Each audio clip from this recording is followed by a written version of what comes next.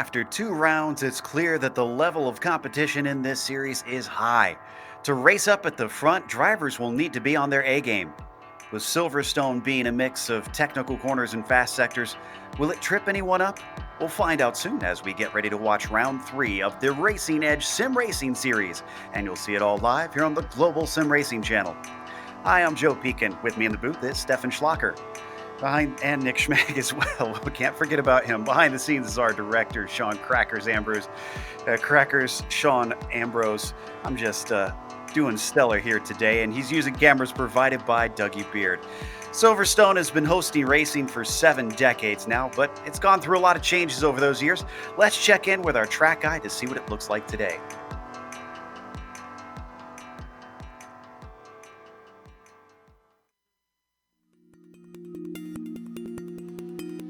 Welcome to Silverstone. Most famously known for being the first circuit to host a round of Formula One, this place has since become synonymous with British motorsports. Hosting everything from sports cars to touring cars to open wheels and even motorcycles, it's a track that fits a wide variety of vehicles. With 3 different layouts to choose from, you've got a little something for any level of racing. The longest of those layouts boasts 18 turns along 3.19 miles. That comes out to 5.13 kilometers in metrics, so it can take a bit to get around it, even in higher-powered machinery. Its main characteristics are the high-speed straights and corners and general lack of elevation change. Its most famous set of turns is most definitely the Maggots-Beckett sequence, in which anything with high downforce finds itself challenged with the rapid changes of direction. However, don't discount the first couple corners in this latest iteration of the track. Abbey and Farm often require a greatly balanced car and some serious bravery if you're side-by-side. Corners such as Village, Brooklyn, Stowe, and Vale see the majority of overtaking action, but in cars with less horsepower, expect the draft to offer other opportunities. The Hangar Straight is perhaps the most notorious for draft battles to erupt. All in all, this versatile racetrack located just northwest of London provides both history in its roots and action on the tarmac. The huge number of British fans that typically attend events are seldom left wanting.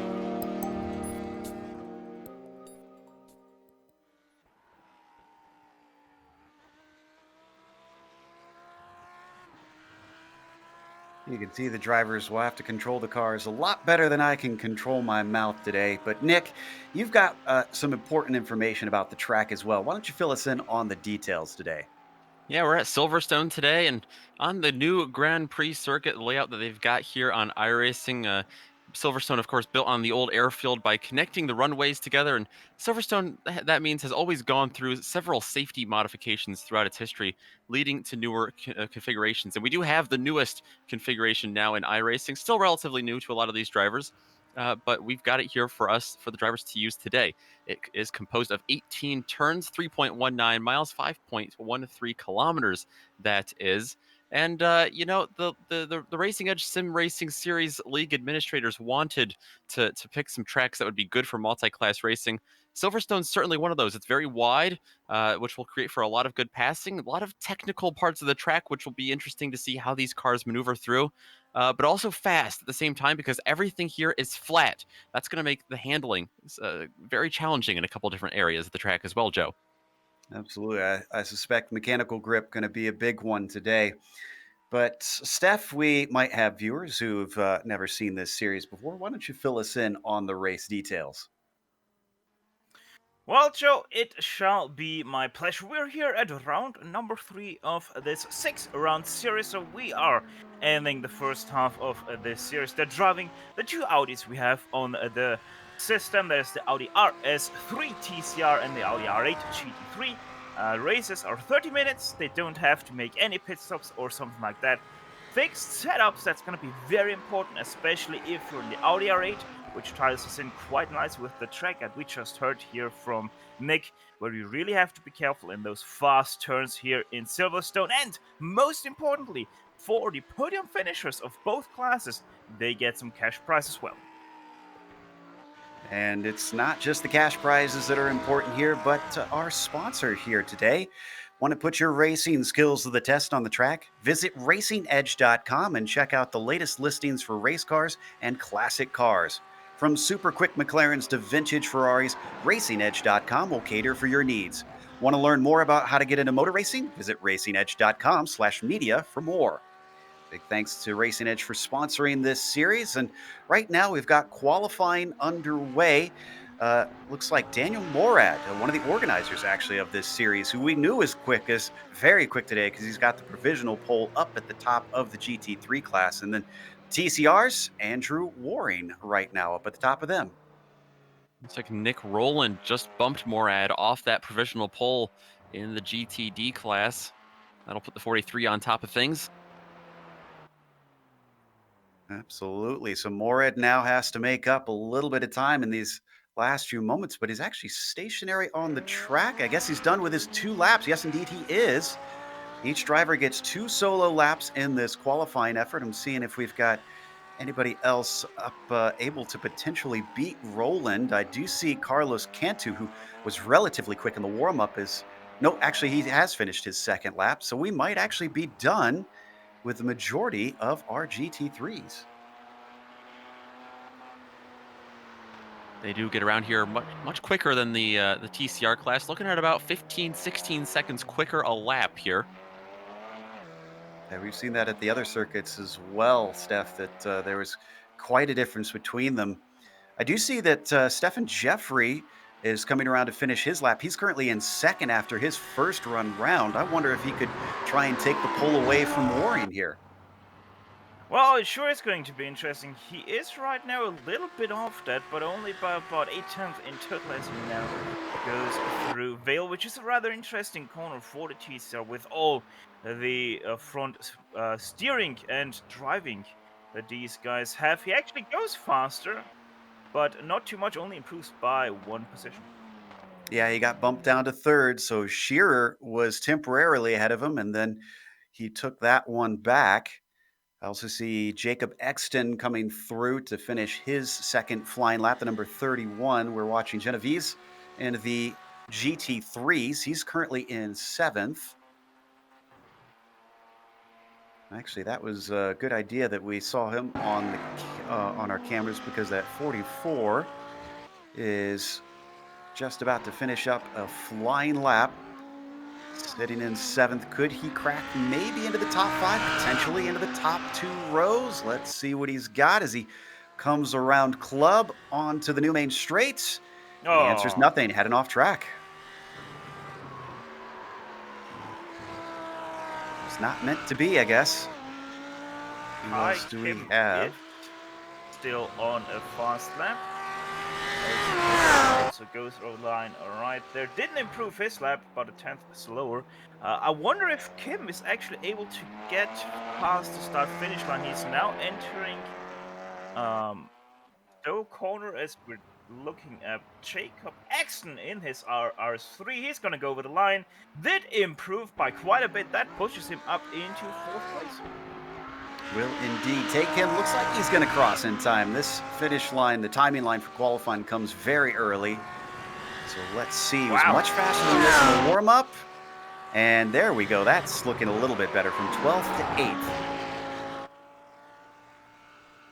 Is that all of our qualifiers then? Do believe it is. So let's go through our starting grid for today. Nick Rowland will be on the pole with Daniel Morad starting in 2nd. Inside of row 2 as Michael Cooper in 3rd. Ethan Simeone, who's been quick all season, will be P4. Carlos Cantu starts 5th today with Alex Herrera in 6th position. Jack Genovese, who we saw not able to improve on his 2nd lap, will start from P7. Take him, on the other hand, at a big jump up to 8th. Tom Emson will be 9th, and Nicholas Latifi. Nick will be rounding out the top 10. Alex Ellis and Giuliano Romagnolo are going to be following Latifi back on row number 6. Then it goes to Gilhem Pipers and Mac Clark in the 26 car. Gavin Saunders will be rounding out the top 15 in the GT3s. And it's Maximilian Jager, Igor Bembic, and David Levine rounding out the entire GT3 field. And just a couple of, no, there's actually a few more. Sorry, Andra, Chris Regium, and Corey Lewis round out the field there for the GT3s. In the TCRs, it is Andrew Boring who will be starting in 22nd overall. But first in that car, Stephen Jeffrey will be lining up in 23rd or second place in his class. Zachary Shearer will be starting in 3rd with Jacob Exton in 4th, that we have seen very late improving his lap time to jump up to there. James J.J. Ross will be starting in 5th place with Paulo Brem, a GSRC regular, starting 27th overall. Curtis Fox, 28th. Christopher Bailey in 29th, and Maxwell Kittleson will be running out your top 30 of this entire field. Daryl Timmers will be 31st, and you've got Zlad Dojcic in 32nd. He had a good run going before some problems last round. Rich Price will be 33rd, and Zachary Vanier in 34th. And you've got Jeremy Steinhausen, P35 overall, Ryan Reynard in 36th, and David Schwartz in 37th. Michael Shaughnessy starts 38th today, Michael Melvin 39th, and Brian's in 40th. Last of the drivers to put time in is Julian Carraza, and you've got a few that did not get times in: Andra, Nye, Rigium, Lewis, and Federico. Already the pace car taking off. It's a very short pace lap around here. And then Nick Rowland will have control of the field through the final few corners. Already see some drivers weaving to try and get some temperature under the tires. It's very overcast today, so not a hot track. It might take a bit to try and get the heat into them. Out of club corner, and he starts to accelerate away. Green flag is out for Nick Rowland. He might have gone a little bit too early because Morad got a good jump with him, and he's already trying to pull the slipstream, looking back and forth as they come into Abbey, swinging it now into Farm. Back left, and they start to hit the braking for Village. Morad's going to be under threat as Cooper looks to the inside. He's going to try and take second place away. It looks like he's got that one. Everybody behind them so far so good. Let's go to the TCRs.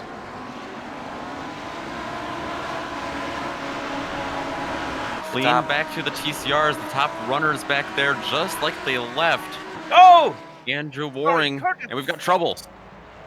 Yeah, Curtis Fox overcooked his turn in on the first, or on the farm turn, but he able to get everything together. They're still continuing, and as you said, Andrew Waring still running away. Who had some problems in GT3s as well. Levine seems to have had an off, and just thought I saw someone as well lose it through the loop. In fact, Levine's going to just come back as the drivers and the TCR leaders come through. Warren going to be the first of them. I think he'll be able to clear here through Woodcote, so hopefully that should leave them alone. That way, it looks like they're getting settled out now. Waring's got a bit of a gap over him, and even a bit of a gap for Jeffrey right behind him. Ooh, and that's Jaeger off track, who's returning. Maximilian also going to find himself in trouble as he gets stuck in the midst of these cars, and he might have damage the way he's going very slow here. Oh yeah, he did it for good into the outside barrier there at Cobb's Corner, about 160 kilometers an hour. He nailed that car into the barrier. He has to make some huge repairs. So back up to the front, Nick Rowland still ahead of Cooper, who took that second place away. A little wide there at club for Ethan Simeone. That's going to give him a slow exit. You can see back there, it looks like Genovese and Herrera are going to be on the attack as they come through Abbey. Quite close enough, though, for Jack. The 44 stays put in 6th place. No change for those top 7. Oh, and the outside of top 10, Igor Bimbic just turned himself around inside the turn 2. Didn't think he hit anyone, just a little self-spin that just comes with the aero kit, the R8 runs. Meanwhile, got a nice battle brewing for second in the TCRs. In fact, we have a change for position in second in the TCRs. Exton gets by Jeffy, or does he? Jeffy tries to come back the long way around as they almost bang doors coming into the loop. He's got the outside, but he doesn't have the momentum, and now he's going to lose another one. Here goes Cy Andra. Nope, that's one of our GT3 cars. That's not for position. He's going to be able to leave them be, and that actually helps Exton out on the exit. Yeah, huge weaving back and forth in the track, and now Jeffrey's under threat for another position. He's going to have to lock it up. Lots of hesitation as Zachary Shearer goes by. That's going to reel in Paulo Brem here soon. And that will be a position this time. So Shearer up in the 3rd as Jeffrey finds himself falling off the podium. coming up to our leaders in the GT3s. Roland has been followed closely by Michael Cooper, that number 41, just a couple car lengths back.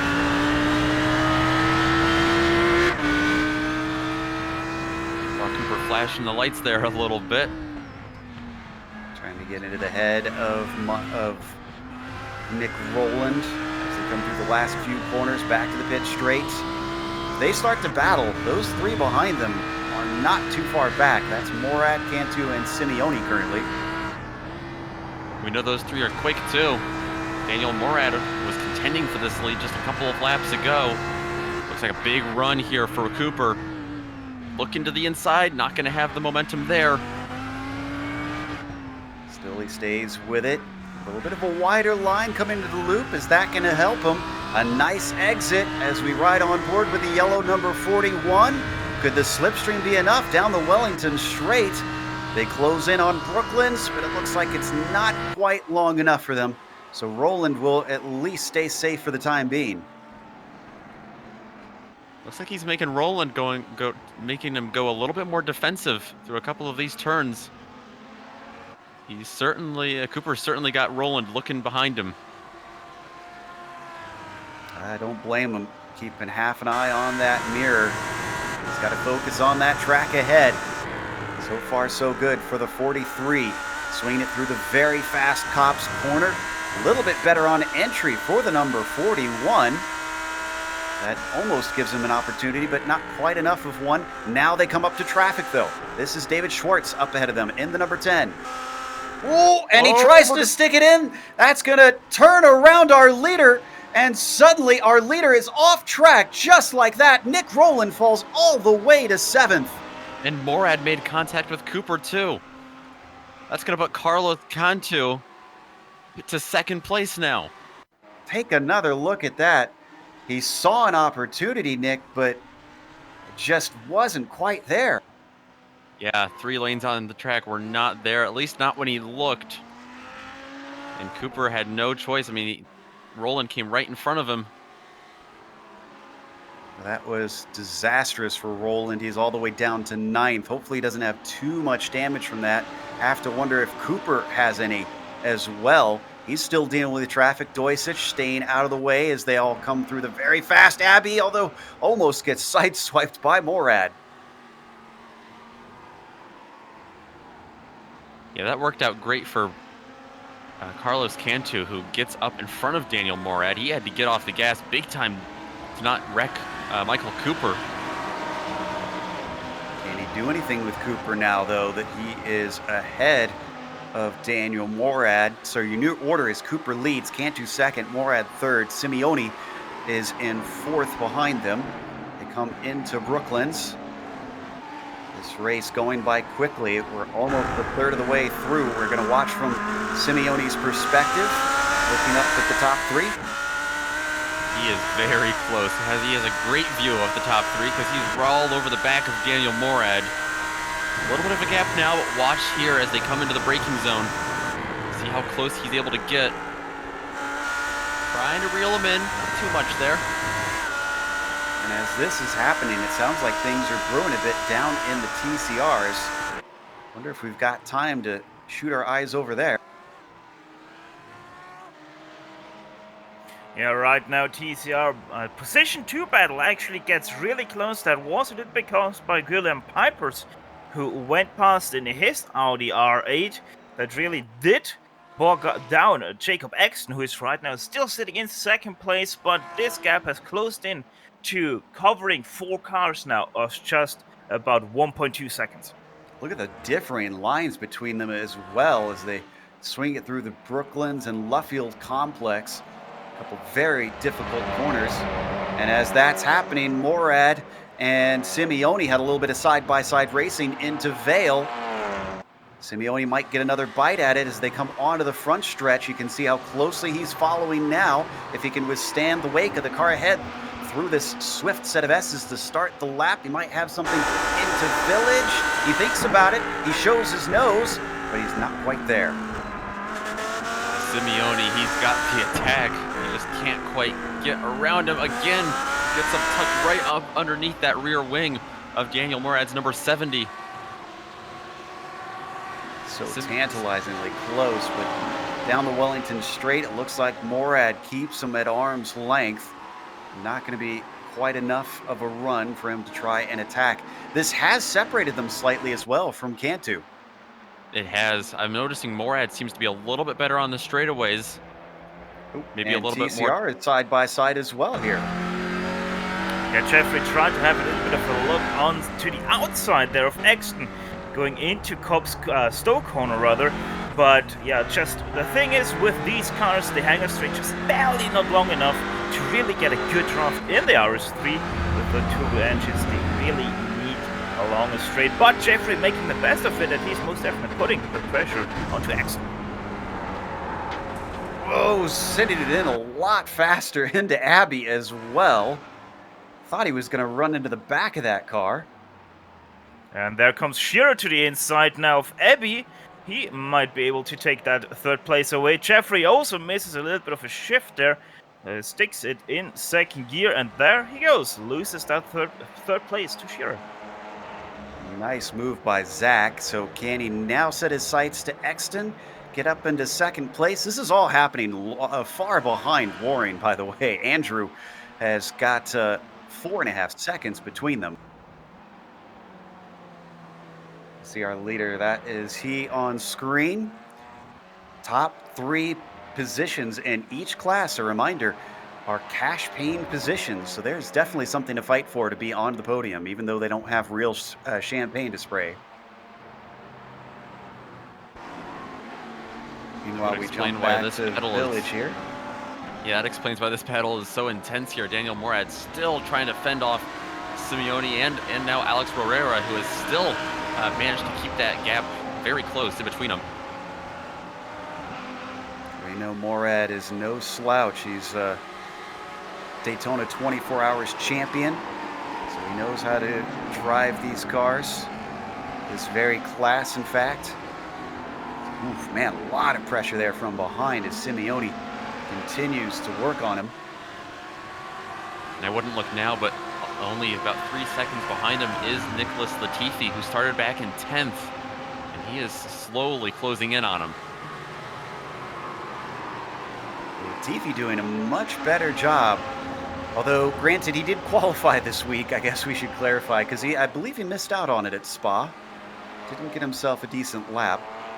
So now that he's started farther up at the front, looking at a potential podium here, we ride on board with the current F1 driver. A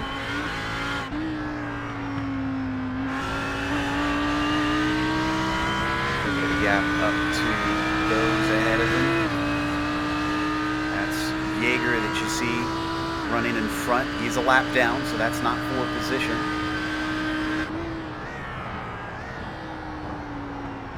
I'm sure Latifi would love to get Williams a home win here at Silverstone. Absolutely. And they do have a virtual presence, especially here on iRacing, even in NASCAR, so this will be doing them proud. Meanwhile, our leaders are back onto the main straight, and while the top 2 have been staying pretty much glued in the same distance apart, 3rd and 4th have been extremely tight, nearly swapping positions a couple times. Oh, look at him close in down into Village. Yeah, I think this might have been a little bit of traffic that helped this happen. Simeone looks very strong on the brakes today.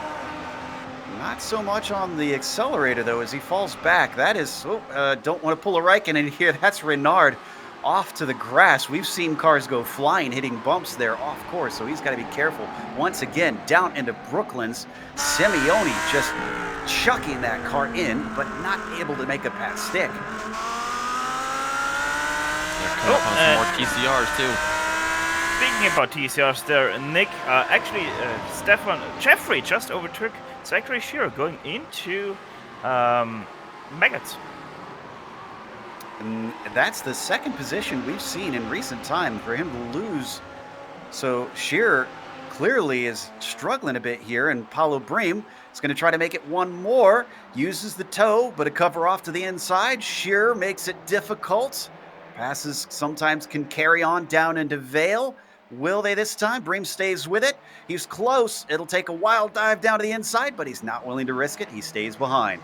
Oh, Michael Cooper's gone off. Our leader leader in GT3 has gone off with the help of traffic. He was trying to get around Sydney Nye and just lost it on the outside. And it was in the exact same spot that he got into the leader before. I don't know if you believe in karma, but that's got a certain feel to it. All of a sudden, Carlos Cantu has been promoted to the lead after starting back in 5th. Unfortunately, Cooper's taken it into pit lane and called it a day. It's unfortunate. Cantu leading by about 2 seconds over Morad. That split things up slightly. Simeone falling back from him now. Yeah, Simeone had a tough time getting around traffic as well. The same traffic that was in the mess for the leader, Michael Cooper.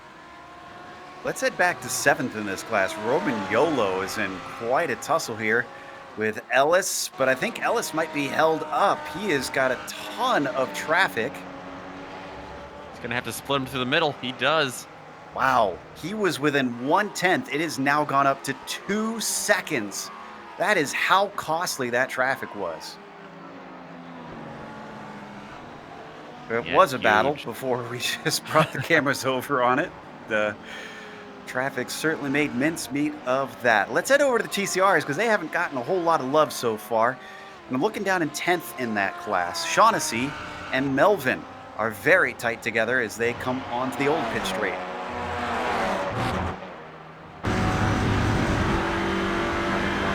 Now with Michael Melvin coming into Cops. Oh, a little bit off the apex though. Some hesitance there, Steph, I think cost him. Yeah, that is just the RS3 in a nutshell there. If you brake a little bit too hard and turn in at the same time, like Melvin did there, you get that wobbly sensation on the rear wheels, and that really can put you off if you are not very willing to go to the apex like Melvin was. But as you were able to see there on the onboard through Mega Specs and Jeopardy, he was able to just close it in once again, and he's once again at the back of Mr. Shaughnessy in front of him. Not going to have the ability to make a pass, so let's go to 3rd in the GT3s because Herrera had to fight hard for that one with Simeone. That's worth a replay side by side from multiple corners between the number 16 and the 95. Yeah, I think Herrera caught Simeone in a good spot. He was getting very loose. See, it was kicking off into Stowe and then carried on into Vale. Around the outside, a power move there from Herrera. It was incredible. They were side by side all the way back from the hangar straight. So like you said, long time side by side. Incredible stuff. As we continue to watch this battle on screen, it's not ended by any stretch of the imagination. Simeone may have been losing some spots, but he's eager to get him back. Well, look who's right behind him, Joe. He's caught him. Latifi's here. Wow, that is quite a run. And Roland is not out of it. Remember, even though he got taken out of the lead, he's about 9 seconds back from our leaders. Oof, that big dive that we saw coming out of Cops, that was Morad having to get out of the way of traffic. Oh, and right behind them, you were able to see it on your screens. Bream and Shearer were side by side, and they just crashed. That's the number 6 in the TCRs, yeah. Looks like Shearer came out the worst of it. That's the danger you run, Steph, trying to go too wide into that set of S's. It is a little bit weird though, because normally in the RS3 you can quite easily go side by side there, so I wonder if there was some net code involved. We're gonna see that just now as they head side by side. The right one, the blue one, that is Paolo Bremet. He has a little bit of a wobble, and I feel like he got a little bit off-settled there because of that little wiggle he had on the brakes. Oh, it wound up being costly for them. Brim does continue in P4. You see him coming onto the front stretch. Looking at third in the GT3s because it's still close together. Herrera and the red and black machine chased by Simeone and the red and white. Sporting very appropriate colors there, the Canadian. Oh, and balked by our leader, yeah. Whoa. Waring, who's going to put a little bit of a pick on Herrera. That almost helped Simeone, but he struggled as well to get by. Look how close he is now, though. Latifi's loving this. He closed in even more. He's within about 3 car lengths of those two. Simeone can't quite get it in there. So we ride on board with Nick. Canadian F1 driver giving chase. Oh, this is a great run from Simeone. He's catching up. It's going to take a brave man to send it side by side, and he's brave enough. The Canadian now to the inside and through, up into third. Another Canadian, I think Herrera is going to need to watch out for. He's right behind him. Oh, this is a bad place for traffic. Simeone's off. Simeone loses control, clouts the tires, and unfortunately that spectacular move all came to naught. The danger of the R3 bit him quite heavily there. Just has to brake quite hard behind the R3 he's gonna run up. And that unsettles the car so much over the sausage curbs on the inside that it just loses the rear, spins it out right into the very little runoff area that is on the outside of Beckett's. It's incredible just how little mistakes like that can undo such an amazing work on track. As we come back live, you can see he's got the car going again. Let's go back to Exton. Second place here under threat because Stefan Jeffrey is behind him once again. Yeah, right now, nearly nose to tail, but this might get split up a little bit with Tom Empson in the R8, but he's actually able to get it quite nicely through. They're almost done, finish straight. Jeffrey tries to get a little bit of a run here now out of Abbey. Let's see if he's able to do that. Keeps a little bit of a narrow line through Abbey. That sets him up for second turn, but Village comes too fast and he is not able to do anything. A little wide at that first apex from Exton, but that'll give him the inside for the next corner. This could make the difference right here. Jeffrey trying to get the launch, and I'd say he's got a decent one. As they fly onto the Wellington straight. It's a long one, but I don't think it's quite long enough, and indeed the 249's not closing, so he stays in third. Always a little bit weird how you have to take your racing lines in the RS3 with all the front wheel drive. That these cars have the inside line doesn't always work, and that's a bump to the rear. Jeffrey says, "Get on, Exton, you're too slow for me." Clearly a better exit for Stefan Jeffrey there. Jacob Exton, as he comes up to Cops. Can he do better through a quicker corner now? Chucks it in, car very wiggly into there, and Jeffrey much more confident off the corner. Are they going to go too wide? This will be the second case we've seen for this. Will it end as badly? No, because Jeffrey makes it through. Yeah, I actually thought that Jeffrey's gonna run a little bit too wide into Beckett, but he held it very nicely. Normally, as I said, that's not the best line you can take because you want to have that little bit of a wider line to have all the traction you need for the acceleration and the turning. But here now comes X, and that's a good run for him. Has to take the outside line. That might also be the preferable line here through Stoke Corner. Let's have a look. He dives it in very deeply. Is now on the mouse, but there he comes now. And he actually wasn't able to get on the power. So that's interesting. Maybe Exton has reduced up a little bit his front tires. I mentioned it's cool here. Oh, is once again into the back of him. So, elbows out, boys. Touring car racing at its best. Elbows out, that's how you drive it. Always love getting to see these cars here on iRacing because it certainly does seem to mimic what the real ones put on. The drivers can get a little rough and get away with it. Speaking of getting away, Jeffrey managing to pull a little bit of a gap now to Exton. Going to be joined by David.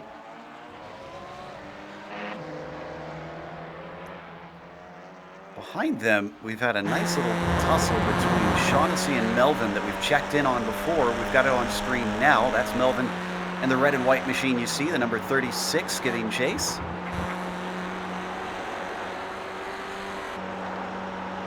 Also, they have already touched a few times since we looked away, so they also are very much in the spirits of the touring cars, nearly touching again there with Melvin and Shaughnessy running wide, and the lines crossing there a little bit. Shaughnessy once again very wide there, and Melvin a little bit too much thunderfooting there on the front wheel drive. Spins his tires, loses a lot of traction, and nearly goes on the grass there. It certainly took it quite wide coming out of Aintree. Down into Brooklands. Shaughnessy's going to stay safe. Not missing anything up at the front of this class or the other one. Herrera's not been able to close in on Morad. So that battle for the podium has stayed put. This is really our best fight currently out on track. I will tell you what, we don't have to go to him, but you mentioned Herrera trying to close in on Morad. He has cut that down by about 1.2 seconds. It was about 2 seconds a couple laps ago. Now it's less than 1 second. Now it's about 9/10. So we'll have to keep an eye on that while we watch this TCR battle. Melvin's having a few connection problems here today. Shaughnessy, though, smooth as silk. Oh, but a little slow compared to him down into the Maggots-Beckett sequence. It's not the entry, though. It's the exit of this corner. The hanger straight coming up. Steph, who's got it? Well, let's see. Shaughnessy with a good run, but the better run right now to Melvin, who is, by the way, sporting the Audi GTO livery. He's racing in the Audi Quattro. He goes to the inside.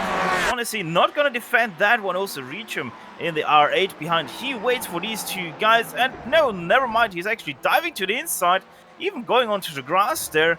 Doesn't really wait for these guys to battle it out, but that gives the position over to Michael Melvin, who finds himself now inside the top 10. Textbook move from the 36 there. Not really any points for it, but a source of pride, I'm sure, as the Club Atlantic driver now sets his sights ahead. Looking at our leader in the GT3s, the number 32. Sorry, speaking about GT3s, Herrera just got a not a stop and go, a slowdown penalty. Yeah. Driving through Chapel, he just had to give up the position to Latifi.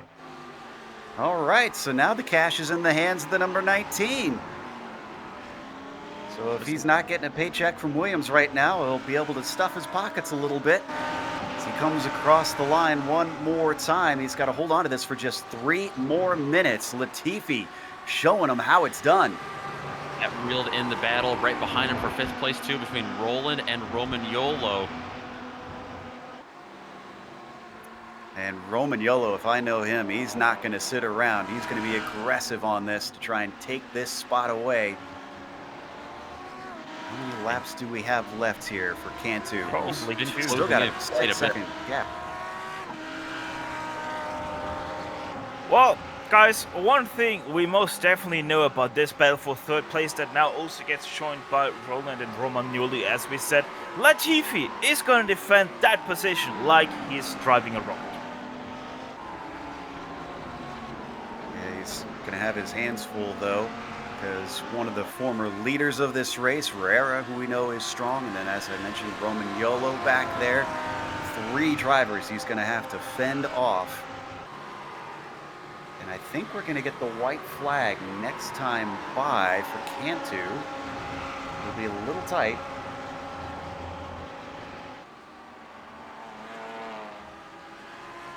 Just don't know if any of them are goes in to Maggots and Beckett's. Looks like Herrera might be close to Latifi. That might be the closest of the pairings. And that'll be very tempting for Herrera as they go by Steinhausen, who stays out of the way. But Herrera's not going to get the run.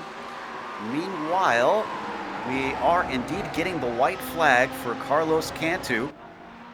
As he comes across the line with less than 2 minutes to go. He's going to get held up a little bit. Oh, that was slightly scary with Reynard going around the outside of that final turn.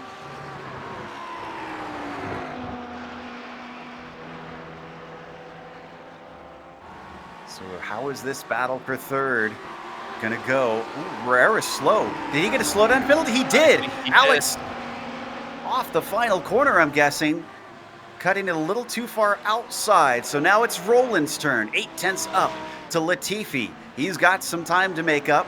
He has to go by Brian Zinn. That certainly doesn't help things, but doesn't lose too much in the exchange. Herrera also lost a spot out to Roman Yolo. Lost 2 spots there. He is paying dearly. So Herrera, who was potentially looking at a top 3, now falls to 6th.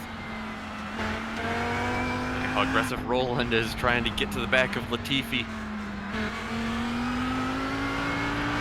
Chasing hard.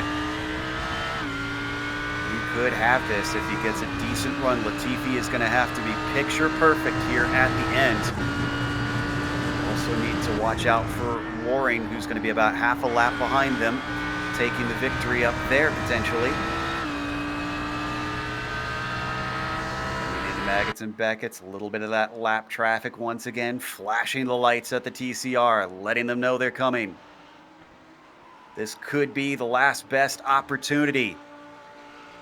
He's close. He's very close. I don't know if it's enough, though. Latifi's going to try to break the slipstream down the hanger straight. And I don't think he's there. Roland looks a little too far behind unless we get a mistake here through the traffic. We got to go to Cantu, who is now coming through Vale and Club. Down to the line, Carlos Cantu coming from 5th on the grid and finishing the race a little bit off the track. Meanwhile, Morad going to take 2nd, and Roland fell off. Did he get a slowdown as well? Latifi getting a podium here today at home track for his F1 team. Roland going to just be able to hang on there over Roman Yolo and further back Herrera. Andrew Waring. Man, he had a handicap in qualifying, and he showed that was not a fluke. He's got 10 seconds and only a 30-minute race over Stephen Jeffrey, who currently runs P2. See how the TCR handles the Maggots-Beckett sequence.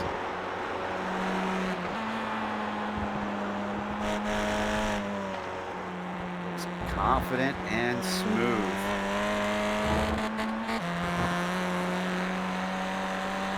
To the hanger straight now for the number 37. Andrew Waring is looking like a man to beat. We've seen him race over in the majors. Now he hops over here.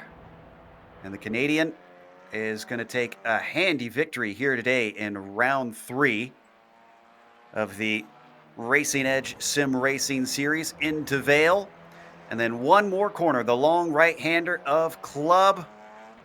Andrew Waring pulled a flag today for the number 37. Stephen Jeffrey, not a quiet run, but once he got to the end, it was nice and cool for him. The 249 also taking some money home today, and Jacob Exton rounding out the podium in those TCRs. I believe that's going to be it for our battles coming to the line. We've got more to come here on our show today, so stick around because the post-race show will, of course, include driver interviews as well as the unofficial results. But before we get there, watch the screen because you'll see all the upcoming races here on GSRC.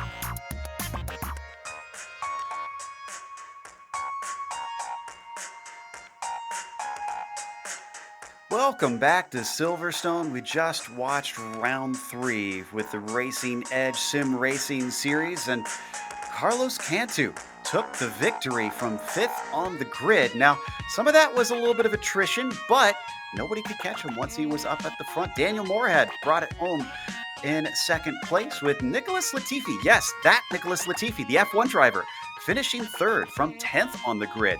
I think he's getting a handle on this sim racing thing. Nick Rowland finishes 4th, even though he was on the pole, but granted, he was kind of, unceremoniously dumped at one point in this race, so that isn't really reflective of his speed. Giuliano Romagnolo finished 5th today from 12th, another one climbing forward. Ethan Simeone taking 6th, with Alex Ellis finishing in 7th. Tom Empson was P8. Then you've got David Levine in P9, and rounding out the top 10, it is Matt Clark. Alex Herrera all the way down to 11th after showing great speed early on. Gavin Sanders was 12th, and Gilhelm Peepers in 13th. Maximilian Jaeger rounds out your field of finishing GT3 cars. In the TCR class today is Andrew Waring in the number 37, the Canadian. He fends off Stephen Jeffrey there at the end over Jacob Exton in 3rd. That's your podium for the TCRs. Then Paulo Bremen, Maxwell Kittleson in the 46 and the 9 cars will round out the top 5. Then Zachary Shearer will finish 20th place overall on the grid. Curtis Fox will be behind them.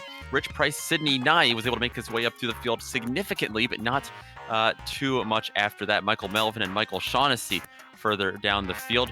27th, 28th, and 29th overall going to go to Ryan Reynard, Alex Federico, and Brian Zinn.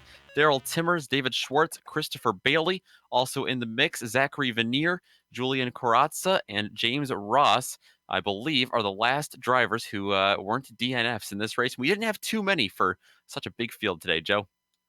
Absolutely. And it looked like it was a lot to handle with the traffic out there, but not for Andrew Waring, who had, I want to say, pretty much a monstrous gap for such a short race. Andrew, it looked like you felt very comfortable in these TCR cars. Yeah, it's good to see you guys. They're great cars, good racing, good fun tire model on them. It's a great track. I knew that most of these guys would probably just destroy their tires, so I just kind of coasted throughout the whole race. Tried not to get taken out when the R8s were coming by and when some of the TCRs wouldn't get out of the way. And speaking of those tires, it looked like it was pretty cool conditions, only 77 degrees Fahrenheit on the track surface. Did it take a while to get them kind of into working temperatures? Yeah, and with these the new tire models, I find that if the way you set the tires up for the first 3 laps is really how they're going to perform for the rest of the race. So we just made sure to take it nice and easy the first 3 laps, and that gave me pretty good pace throughout the whole race. Obviously, this will put a little bit of cash in your pocket, so that's got to feel good. Do you think you could repeat that when we go to the finale next week? We'll see. I might move up to the GT class. I didn't expect to race today. I literally just started practicing today, about 2 hours before the race. So, we'll see what I do next week. Awesome. Well, it certainly was a fun one to watch. You didn't have too many people to battle, it seemed, for yourself. Is there anybody you'd like to thank for the victory? Yeah, Evolve Motorsport or Evolve Sim Sports. They helped me, kind of coach me and gave me the livery. And then Pro Racing, a bunch of the guys were on Discord, and we were just kind of sharing brake bias, which is the only thing you could change. So it was the support of those guys that we got the win, and in 2nd place as well. Wow, fantastic stuff to you and Steph and Jeffrey then. And hopefully we'll get to talk to you at the finale. Yeah, thanks, guys. It's Andrew Waring, our winner in the TCRs, and looks like we didn't have anybody else show up from our podium. So we'll have to see if we can get Latifi hooked up with Discord and talk to him, because I'd sure love to hear from both him as well as Cantu with his great run to the victory from 5th on the grid, because that is no mean feat, especially in the talent in this series. So we're going to close out with a big thank you to our sponsor once again, and that, of course, is Racing Edge. If you want to put your racing skills to the test on the track, visit racingedge.com and check out the latest listings for race cars and classic cars. From super quick McLarens to vintage Ferraris, racingedge.com will cater for your needs. If you want to learn more about how to get into motor racing, visit racingedge.com/media for more. Thanks to the companies that provide the software and the hardware for our broadcast listed here on your screen. Additional thanks go to June Lalonde, who provides our wonderful music. See the screen for how to get hold of more of her great work. And thanks to the team today, Sean, Stefan, Nick, and Dougie. If you'd like to find out more about GSRC, including upcoming races, you can find it at globalsimracingchannel.com. You can also check us out on social media. Our Twitter is @GSR Channel. Our Facebook is, of course, Global Sim Racing Channel, and Instagram is GSRC_Graham. If you'd like to support us, make sure and check out our merchandise store. It's gsrc.storeenvy.com. We got a link in the description below. And don't forget, while you're down there, to make sure and subscribe to our YouTube, because if you see a big red button that says subscribe, that means you haven't done it yet. The next race is going to be at Road America. That'll be Tuesday, May 12th at 4 p.m. Eastern. But don't forget, later tonight, we've got GTE cars racing. And that, of course, will be the TRL GTE series kicking off at 9 p.m. Eastern. Make sure and check out all the upcoming races for other series we have listed on the screen and mark them down on your calendar. But until next time, race clean, race hard. We'll see you on the track.